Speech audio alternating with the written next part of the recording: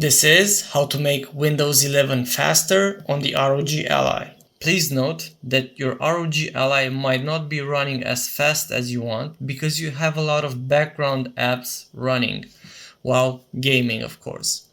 So to check what startup apps you have running in the background, long press the below bar, go to Task Manager.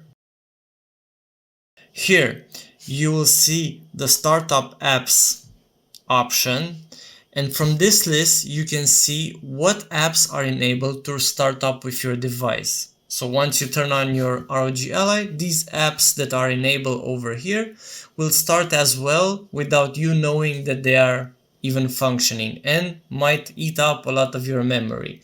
So choose from here whatever apps you don't need to run at startup. For example, in my case, Battle.net. I don't game a lot on Battle.net, so I will disable it from this list so it doesn't start up with my device.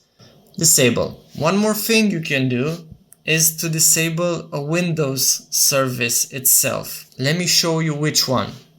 Go to the Windows icon on the bottom left, search for services.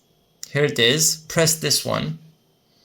And from this list on the bottom, search for, here it is, Windows search. What this does, it constantly indexes things you search on Windows or apps that are added while everything is running. My recommendation for you is to just stop this service from here whenever you feel like a game needs a bit of extra boost and test it out. I wouldn't recommend disabling this completely because the Windows search itself might be of use to you later. Now you know how to make Windows 11 faster on the ROG Ally.